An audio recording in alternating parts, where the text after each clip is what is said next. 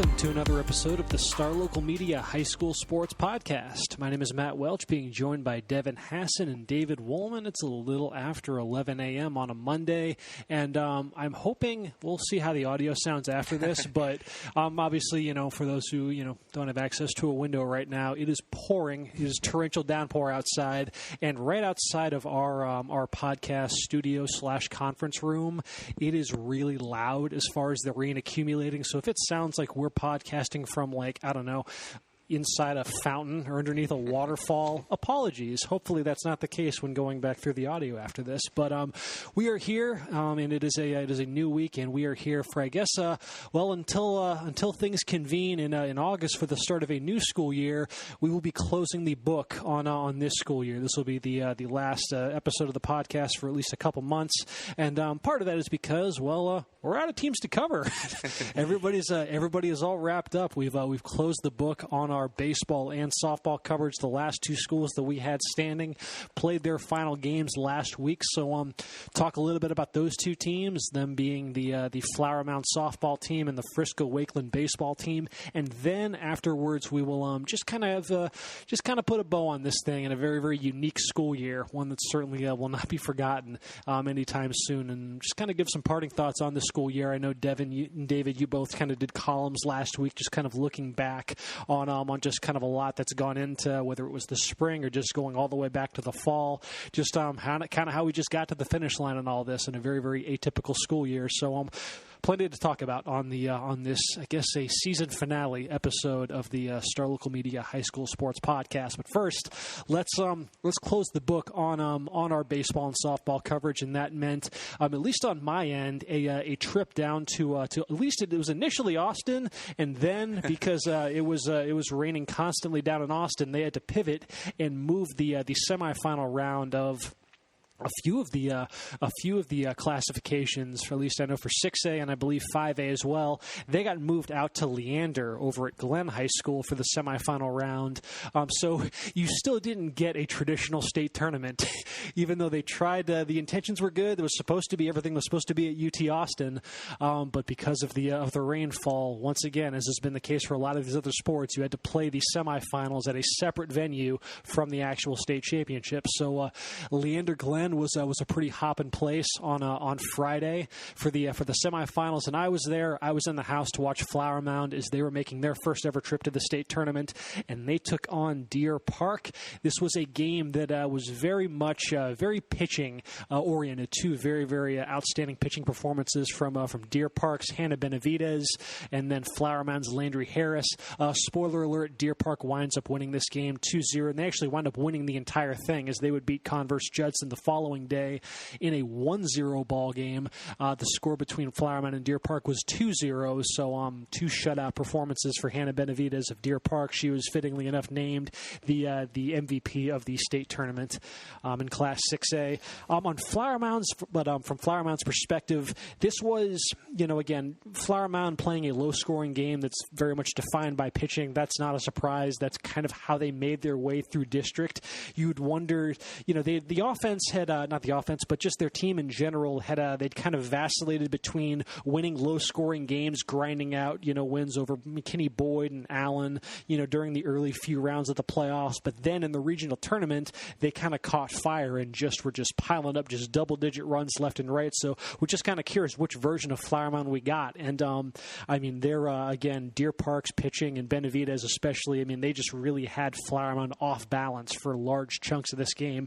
Benavidez had a perfect game going into the sixth inning, and then Brooke Nauman, one of the seniors on Flower Mound, she was able to break that up with a double, and then that kind of became the story. Those last two innings especially, Flower Mound had its chances to really threaten this one. They were already down 2-0 at this point, but they were able in both the bottom of the sixth and bottom of the seventh to get multiple runners in scoring position. In the case of the bottom of the sixth, it was runners on second and third with 2 outs. And then in the bottom of the seventh, they actually loaded the bases up with 1 out. And it was, again, it was just the tried and true, the old adage of just the timely hit eluded them. They did a great job setting the table, but I guess that I just forgot to bring out the entree, if that comparison makes any sense. But nevertheless, though, it wasn't for a lack of effort, at least in the circle, from Landry Harris, just a sophomore making her first ever appearance at state. She was outstanding. Just 7 innings pitched, just 2 hits allowed, 2 runs, both unearned, 10 strikeouts, 1 walk. The part of this that was a little bit uncharacteristic of Flower Mound was the defense, and this is a team that's kind of been their heartbeat all season, was pitching and defense. They committed 4 errors in this game. 4 errors, had a really tough time with a few grounders from Deer Park. I went back to check. During the first 5 rounds of the playoffs total, they committed just 5 errors in total all postseason leading up to that semifinal game against Deer Park. So very, very uncharacteristic stuff there. There was even a catcher's interference called at one point. I mean, so Deer Park, they got more runners on base via errors than they did on hits and walks combined. Remember, they just had 2 hits in this game, 2 hits, 1 walk. So and that ultimately wound up kind of catching up to Flower Mound there in the 5th inning. Both of Deer Park's runs were the result of errors, and again, as mentioned, Landry Harris, 2 runs allowed, but both were unearned. And again, like I said, Flower Mound had its chances in the 6th and the 7th to make this a game, potentially walk it off there in the 7th altogether. But fair play to Deer Park for buckling down, getting the stops that they needed, and they were able to obviously build off of that and survive once again in really close quarters by outlasting Judson in another game that was right down to the wire, another pitcher's duel. So again, though, still a great year for Flower Mound. I believe 36-4-1 was the overall record at the very end of this thing. They were able to get through the regular season with just 1 loss in a preseason game against Prosper. They avenged that in quite convincing fashion in the regional finals against those Lady Eagles. They ran the table in District 6A. As talented as that district was, I wasn't sure I saw a team, at least being that head and shoulders above the pack at the start of the season, but they certainly looked the part. Again, I mean, just the pitching and defense was just outstanding. It wasn't a team that seldom did they ever just blow you away during district. They weren't just out there just running up 18-0 or 10-2 or whatnot. I was always more impressed, though, going back through the box score the following day, like how few runs did they allow? And there was, it was just shutout after no hitter they were just so impossible to score runs on. It was also at the end of the day still a really young team. No one on that team had really been on a run like this. It's a program that traditionally does do pretty well in the postseason, but this specific group was really inexperienced in that respect. So just kind of watching them kind of grow up as the postseason went along. Ironically enough, the bizarre symmetry of their of Flower Mound's playoff run starting with a 2-0 loss to McKinney-Boyd and ending with the 2-0 loss to Deer Park. But in between, they just took down some elite pitching. Kinsey Cackley with McKinney-Boyd, Alexis Telford with Allen. Just the job that they did, just hammering Prosper. Prosper had entered that series in the regional finals, having allowed, I think, 8 runs total was what I was able to count. And Flower Mound in 2 games, they scored 24 runs against Prosper. So they were just on a different level for that series. So great stuff by Flower Mound. Their best season ever, their deepest playoff run ever, and certainly a team that's going to have enough back in the tank next year to where they're still going to make some noise. You still got names like Landry Harris, Abigail Jennings, their other pitcher who was outstanding in the playoffs, Logan Halliman, McKenna Andrews. There's a lot there, for Flower Mound to build on. They had a lot of sophomores that saw significant playing time on that team this season. So, Lady Jaguars are not going anywhere. So we'll see how they build off of it, in the months to come. But for now, their season ends in the state semifinals. We were wondering if Frisco Wakeland could maybe make that last push to state, clear that last hurdle in the regional finals against Hallsville to get there. Did not work out that way. Hallsville, they kind of tattooed 2 of the better teams in the Metroplex by taking down Lovejoy in the regional semis, and then it was a sweep, right, Devin? Yes. Yeah, it was a sweep against Wakeland there in the regional finals. So as we close the book on Wakeland baseball, Devin, just some parting thoughts on that series and just Wakeland's year as a whole. Well, Hallsville kind of turned the tables on Wakeland. The Wakeland, that pitching staff had been so good throughout the playoffs. They'd given up a total of 8 runs in non-playoff games during the first 4 rounds. Luke Robertson, Robert Fortenberry, Blake Seditol, Nathan June coming in relief. They had just done a phenomenal job. But then you look across at Hallsville, and they had their own pitching staff that had skins on the wall with Landon Bowden and Jeb Drury. They had a 1.96 team ERA heading in, and they kind of followed a similar deal. I mean, they gave up 2 runs or less in 7 of their 9 playoff games heading in. The only ones they didn't, they gave up 3 to Joshua, and then they had the 9-8 game against Lovejoy that was kind of an anomaly when you look at the overall big picture. And so you thought it was going to come down to pitching, and it was really just a couple of bad innings for Wakeland that did them in. They gave up 3 runs in the first inning of Game 1, and that was it. They lost 3-1. And then the second one, a 7-1 loss. They gave up 6 runs in the 4th inning. Wow. Made some costly errors, made some mistakes. But that's ultimately what the series came down to. Is Hallsville was able to put together, capitalize when they had the openings, and their pitching staff just did the job on Wakeland. Wakeland only had 3 hits in each game.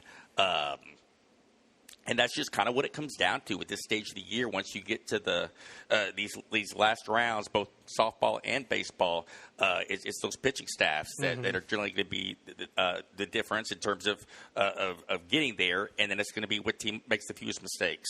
But certainly no shame, for Wakeland. They make it their deepest playoff journey since 2017. It'll be interesting to see what happens last year because this is a very senior-laden group. Okay. They basically graduate every one of these contributors. But, you look at their history, they've been able to reload. They're always good. Over the years. But as far as next year, you're looking at a new group. But, 33-12 this year, trip to the regional finals, just came up a bit short, but certainly a great season. It's almost similar in respect to kind of to Flower Mound, because I think whereas Flower Mound got pushed to 3 games in its first round series against McKinney Boyd, like Wakeland, I think because they played McKinney North in the first round, and I think they won both those games by 1 run, and there was barely any offense. So it is wild to see just kind of you clear that a little bit of an unexpected speed bump there in the first round, but then you're able to take it and just completely run with it all the way to the regional finals. Well, yeah, and that would have been their MO. You mentioned the McKinney North series, 2-1 and 3-2 yeah, were the finals, and then they go and they play the Colony. Yeah, the first game was 2-0. Yeah, second game was 1-0, and the game 3 is 5-1. Man. Yeah, so they it wasn't as if they were not accustomed to playing in close games. They also had a 2-1 win over Corsicana in the regional semifinals. So. It wasn't as if but that's their style of game, is low scoring, and they found ways to win, but just not last weekend. Still good stuff though from the Wolverines, good stuff from the Lady Jaguars on the softball side, and those were the last 2 teams standing in our coverage for the 2021 school year. So, as it is odd that it is always weird coming in that very first week during the summer and you don't have any games to cover for, no Tuesday, no Thursday, no Friday, especially as of late when, again, with baseball and softball, when it's these series that you're just working, Thursday, Friday, Saturday, just grinding through these things. And it's, so as we kind of close the book now on this school year, it's certainly a notable one, obviously, because of everything that preceded it with, you're thinking kind of where we were at, just at this time last year, and just all of the collective uncertainty of just how much of this was even going to take place. There was, there was fair reason for skepticism as far as to what extent we would even get seasons in, if you'd even get to crown state champions, and it certainly was not without some hurdles and some adversity along the way, as we can discuss a little bit now, just kind of looking back on this all. But they got to the finish line, and I guess first off, at least we'll see what happens with baseball. But you would assume at this point that they're going to crown state champions in every classification there too. But you look back to the sports that were more adversely affected by COVID-19, especially during the fall. You had champions crowned in every classification. You did have a few here and there that had to bow out of the playoffs because of COVID-related issues and whatnot, and it's unfortunate for those teams when you work that hard. But but it felt like for the most part, if you were to outline this, just the way this school year went, back in June when when it is just gloom and doom and just what the heck's even going to happen, I'm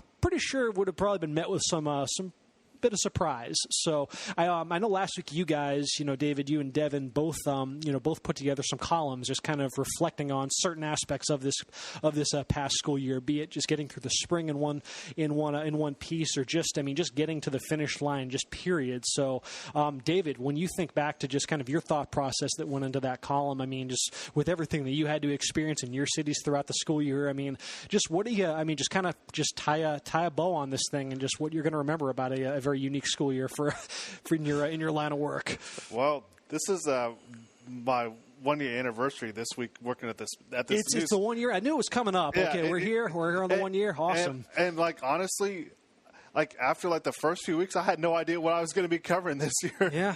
I don't know, was I going to be part of the news team, or was I going to be covering just club sports the whole time? Mm-hmm.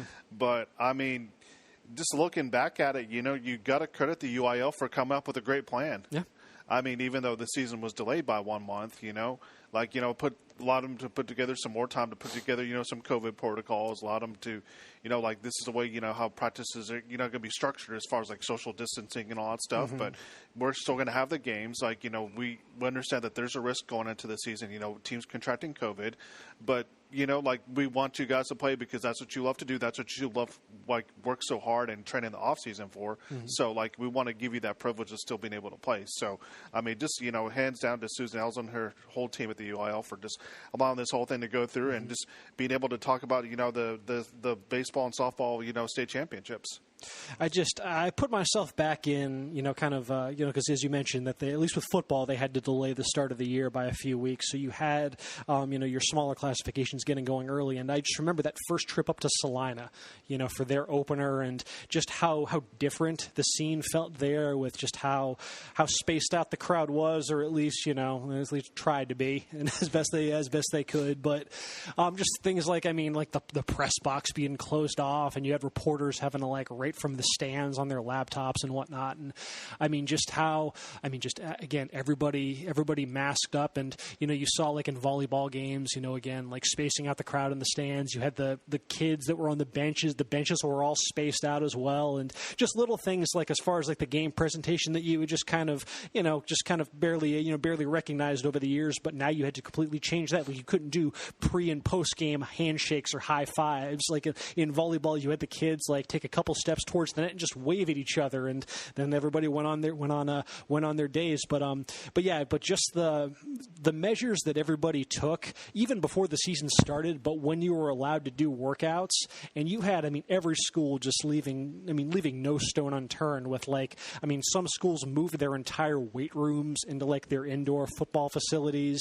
You had others who if you had massive campuses like at Allen or at Plano West, you're having to strategize these different entry and exit points, so you're trying to minimize the close proximity of kids and whatnot, and just the effort that all these schools put into trying to make this all work, and to at least there's certainly a feeling of of gratification to at least to get that it wasn't all for nothing, that you at least got to the finish line, and that you were able to at least take the proper steps to make sure that your kids stayed safe and you were still able to play these sports. Now, you still had instances where some stuff fell by the wayside, and that was probably, at least in our line of work, one of the more confounding and maddening aspects of this was just week to week, who's even playing this week, and especially when you got into basketball and whatnot, and just felt you'd have teams that would lose an entire week's worth of games. And I know with volleyball, the district schedule, it felt was being shuffled around every other day, it seemed, with the team having to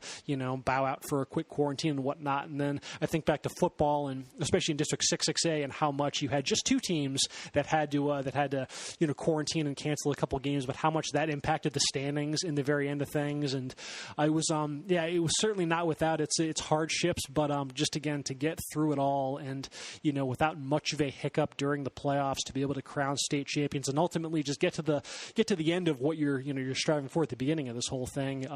Like you said, David, it's impressive on the UIL's front that they were able to get through this all in one piece, and otherwise it's a year that, 50 years from now, I mean, we'll remember this as the pandemic year, but 50 years from now, the record books are not going to look any different from any other season. You're going to have a champion crowned in every classification, and there was plenty of reason to believe that might not be the case at various points last summer. Devin, what on your end, man? What was this year like for you? And just kind of tie a bow on this thing for us. I was happy for the kids. Mm-hmm. Obviously last year there was no warning. It was almost overnight. Everything shut down, and I felt really bad for the senior athletes who participate in spring sports, because people tend to forget a lot of these kids do not go on and play sports beyond this level, at least at a competitive nature. I mean, a select handful are fortunate enough to get a scholarship and be able to continue on. But for most of them, I mean, this is it. Yeah.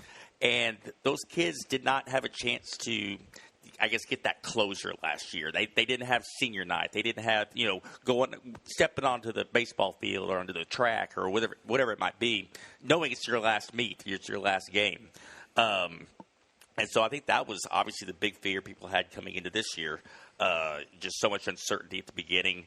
It was nice. You mentioned we had hiccups. You sometimes had teams having to play 4 games in a week, things like that. But given the alternative, I didn't hear any complaints from coaches, from parents, from players. I think given what they had to go through a year ago, they were just happy to have the opportunity to be out there. And you talked about the distancing and stuff like that, and how that kind of changed as restrictions were lifted as the season went on. And it was a lot of fun going to these baseball and softball games here, especially these last few weeks, and seeing packed stands and seeing kind of a return to normalcy, so to speak. We're not all the way there yet, but it was just a sign on how things have developed over the course of the last year, and this spring was a lot of fun.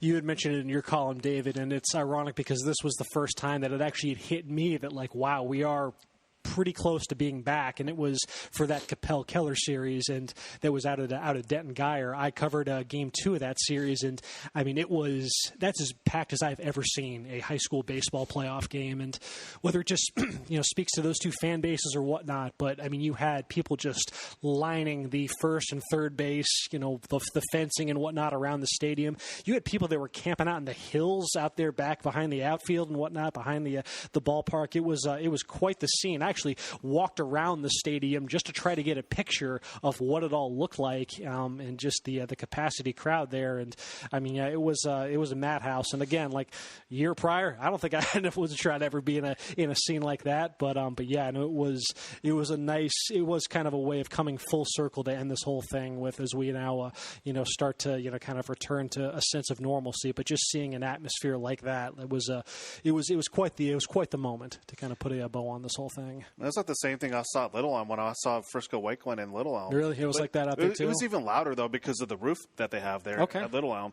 And, they have the metal bleachers there, so the kids were just stomping on the bleachers. Yeah. And to my left, they had some Wakeland student sections with some signs. And, one of them had the horn. Another one, you could see, a whole section of, the Colony fans, and it was just loud. You couldn't find a seat. The decibel level was really high.